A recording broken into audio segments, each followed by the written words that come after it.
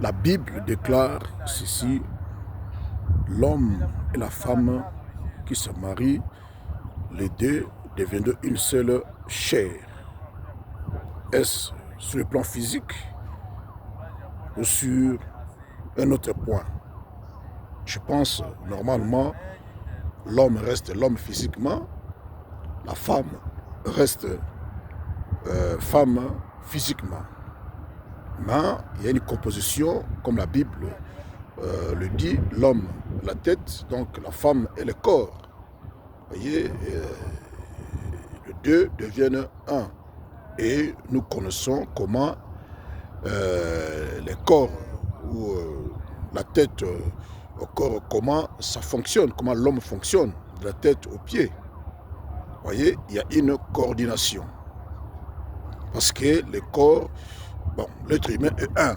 La tête, le membre et tout consort, c'est ça la coordination. Et la parole déclare ceci: des personnes ne peuvent pas marcher ensemble, deux personnes, si elles ne se mettent pas d'accord. Vous voyez? Donc c'est comme il y a deux voix qui forment une seule voix. C'est ça, être un dans le mariage. L'homme vient de la droite, la femme de la gauche, et les deux se convergent, c'est d'accord de marcher ensemble. Donc, être un, c'est s'obliger à collaborer, comme j'avais dit dans ma vidéo précédente, que le chef, c'est l'homme, vous voyez, comparativement au chef dans le monde, le chef que le peuple a élu prête serment au respect de la Constitution nationale. Donc diriger, donc il y a un contrat, vous voyez, social entre le chef qui est issu du peuple et le peuple. Les deux s'acceptent mutuellement que le chef nous domine selon la Constitution et nous obéissons au chef selon la Constitution. C'est ça, dans le mariage.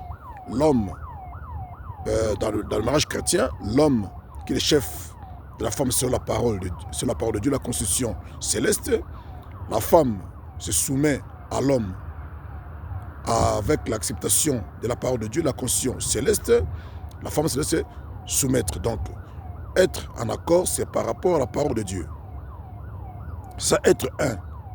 Donc, tous les sujets du mariage sont traités par rapport à la parole de Dieu. Qui dit la parole de Dieu? C'est ça, se mettre d'accord sur la pensée de Dieu. C'est ça, être un. Donc, vous partagez vos projets, vous partagez vos difficultés sur la parole de Dieu. Et sous la direction de l'homme qui est le chef. Et la femme qui se laisse soumettre à son homme sur la parole de Dieu, les deux se convergent. C'est ça, être un. Ce n'est pas d'abord physiquement, c'est sur le plan moral par rapport à la Bible, la parole de Dieu, la constitution de Dieu, c'est ça, être un.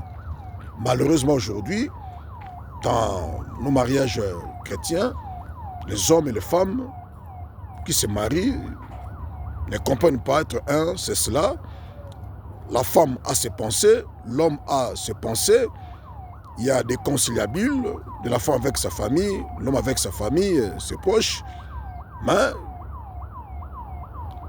ils croient être dans une maison, c'est ça, être ensemble. Non. Vous pouvez être dans une même maison, vous passez la nuit sur le même lit, mais vous n'êtes pas un. Lorsque vos pensées ne se convergent pas, par contre, elles se divergent. C'est ça, ne pas être un. Et c'est une grande porte à l'ennemi. Voilà, donc je voulais parler par rapport à ça. Essayez d'être fort, d'être un dans vos couples pour vivre l'harmonie. Voilà, à la prochaine. Merci.